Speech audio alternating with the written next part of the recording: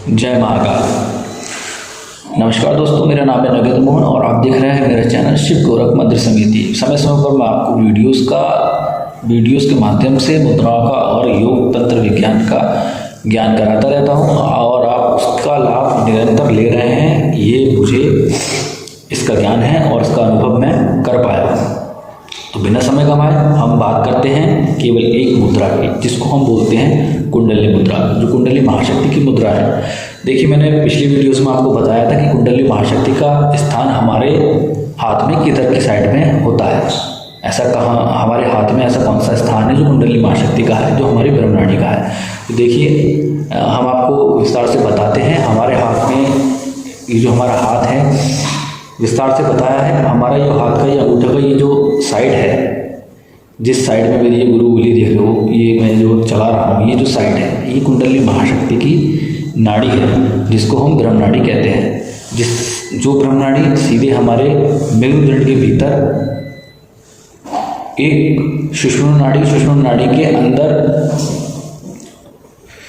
बाल के 100वें करोड़वें हिस्से के जितनी छोटी एक ब्रह्मनाड़ी होती है, उस ब्रह्मनाड़ी में कुंडली महाशक्ति शयन करती है। एक बहुत छोटी, मतलब ऐसा समझिए आप कि बहुत सूक्ष्म से भी अति सूक्ष्म। तो आप ये लगाइए, इस तो शरीर में जब उसका इतना सूक्ष्म स्थान है तो कितनी योग विद्याएं हमें करनी होंगी उसको जागृत करने के लिए, और अपनी ध्वनि उसको पहुंचाने के लिए हमें कितना कुछ करना होगा, कितनी तपस्या हमें अर्जित करनी होगी। एक ऐसे छिद्र में हमें अपनी आवाज़ पहुंचानी है जो पूर्ण तरीके से चारों तरफ से बंद है।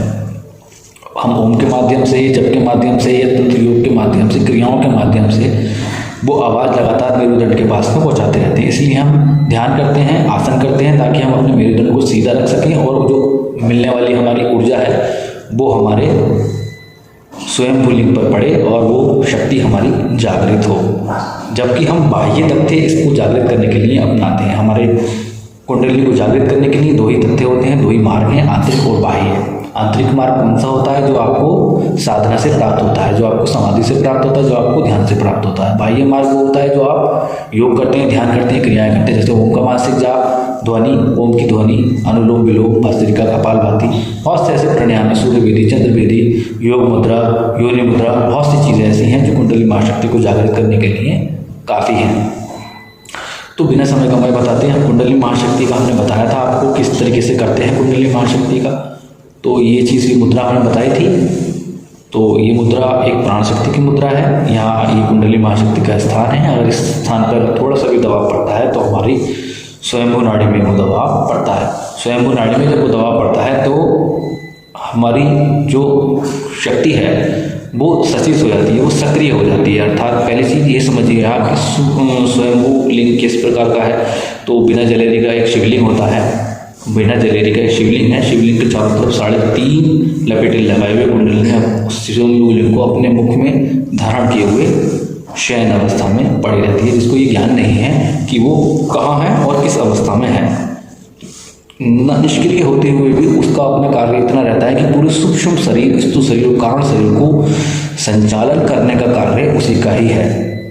अर्थात वो बिना निष्क्रिय अवस्था में होते हुए भी हमारे समस्त प्राणों को, तत्वों को, चक्रों को, नाड़ियों को चलाने का कार्य करती है।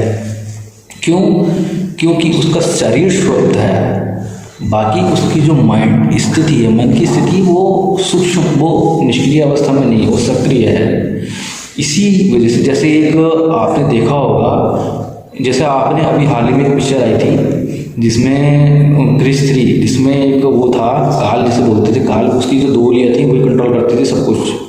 देखा था आपने? वो जो पूरा बॉडी निष्क्रिय अवस्था में थी, उसकी बस केवल 2 उंगलियाँ उसकी कंट्रोल करती थी और बड़ी से बड़ी पावर को कंट्रोल कर लिया करती थी। तो ठीक वैसे ही उसकी जो मेंटलिटी है कुंडली महाशक्ति, वो हमारे पूरे शरीर को कंट्रोल करती है। उसका यही कंट्रोल हमें माया की तरफ लेकर जाता है। माया की तरफ जब व्यक्ति जाता है तो वो उसको जान नहीं पाता। जो उसको जानने का कार्य करता है तो वो कभी भी माया की तरफ नहीं जाता है। इसी आधार पर बहुत से साधु संत संन्यास ले लेते हैं, गृहस्थ में नहीं आना चाहते और वो विरक्त हो जाते हैं, न उधर के रहते हैं न उधर के। हमें ये ज्ञान समझना होगा कि वास्तव में कुंडली महाशक्ति का विज्ञान ऐसा है कि जो गृहस्थ धर्मी भी उसको ठीक प्रकार से पालन कर सकते हैं और जागृत कर सकते हैं। अर्थात कुंडली की भक्ति करके उसको जागृत किया जा सकता है गृहस्थ में रहते हुए भी।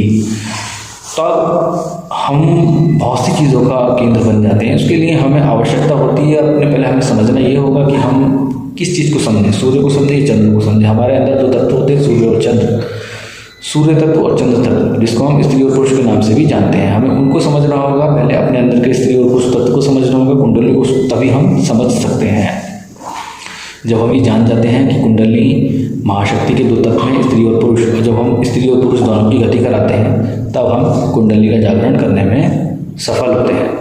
कुंडली का जागरण कोई मामूली खेल नहीं होता है। एक हम बहुत बड़ी ऊर्जा का खेल कर रहे होते हैं, एक बहुत बड़ी नाभिकीय ऊर्जा जो विस्फोट, जिसका सीधा मूलाधार चक्र पर होता है। मूलाधार चक्र पर सीधी चोट लगती है, जिससे हमारा मूलाधार चक्र पूरी तरीके से फट जाता है, स्वादिष्ठान चक्र पूरी तरीके से फट जाता है, और मणिपुर चक्र।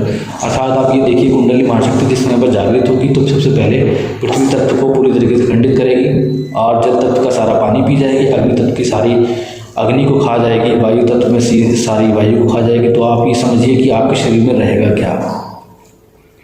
आपके शरीर में ना पानी रहेगा, ना अग्नि रहेगी, ना हवा रहेगी, अर्थात ऑक्सीजन भी आपके शरीर में नहीं रहेगी। तो इसका अर्थ ये है कि आपको एक नया जीवन मिलेगा, आपको एक नया जीवन वो देगी। आपके तत्वों का भक्षण वो करती है, आपके प्राणों का भक्षण वो करती है, आपके चक्रों का भक्षण पूरी तरीके से वो कर लेगी, आपकी समस्त नाड़ियों का भक्षण वो कर लेगी जागृत होने के उपरांत।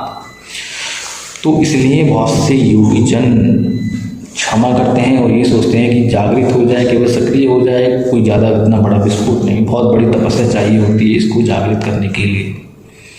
साधारण तौर पर हम केवल इसी आधार पर इसको चिंतन करते रहें और इसकी भक्ति करते रहें, जागृत हो जाए, जागृत होकर ऊपर की ओर ना चढ़े, केवल जागृत होकर एक सुप्त अवस्था में वहीं रहे। तो ये एक अलग सिद्धांत माना जाएगा। जबकि अगर हम ये कोशिश करें कि हमारे ब्रह्म पर आ जाए तो उसके लिए हमारा एक नया जीवन दूसरा जुड़ जाएगा। ये भी हो सकता है कि हमारी मृत्यु हो जाए या हमें हार्ट अटैक हो जाए, बहुत सी चीज़ें ऐसी हैं। लेकिन हमें योग को थोड़ा समझना होगा, हमें तंत्र को थोड़ा समझना होगा, हमें विज्ञान को थोड़ा समझना होगा। तंत्र का अर्थ क्या है, विज्ञान क्या है, इसके बारे में हम आपको अगले वीडियो में विस्तार से बताएंगे। और बहुत सी चीज़ें बताना मैं भूल जाता हूँ वीडियो को जब ओपन करता हूँ, तो बहुत सी चीज़ें ऐसी हैं जो बताना मैं नहीं चाहता, क्योंकि मैं ये चाहता हूँ कि लाइव पर ही मैं आपको बहुत सारी चीज़ों का ज्ञान दूँ। तो आप लगे रहिए अपनी साधना में, और कुंडली महाशक्ति अगर आपको जागृत करनी है तो आप उसके विषय पर ध्यान न देकर के केवल एक निष्काम भाव से प्रार्थना करिए उस ईश्वर से कि हमें इस काबिल बनाए, हमारे शरीर को इस काबिल बनाए कि हम कुंडली महाशक्ति का जागरण ठीक प्रकार से कर सकें, ताकि हम जन कल्याण के लिए काम करें और भगवान को लाने का कार्य करें। अर्थात हमारा जो अवतार, जो भगवान का अवतार है, भगवान श्री कल की अवतार, वो निश्चित तौर पर इस संबल भूमि में होना ही है और निश्चित तौर पर होगा, इसमें कोई विलंब नहीं है। एक बहुत इम्पोर्टेंट बात मैं कल की वीडियो में आपको बताऊंगा विशेष तौर पर। आज की वीडियो में जय महाकाल। अगर आपको कोई भी क्वेश्चन पुटअप करना हो तो मुझे कमेंट बॉक्स में बता सकते हैं, और आपको कुछ भी समझ में नहीं आए तो उसके लिए भी आप कमेंट बॉक्स में मुझे बता सकते हैं, ताकि हम अगली वीडियो में अपना सुधार कर सकें और आपको एक नई वीडियो के साथ में नया ज्ञान दे सकें।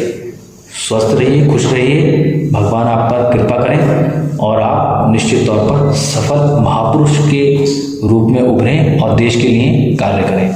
जय महाकाल।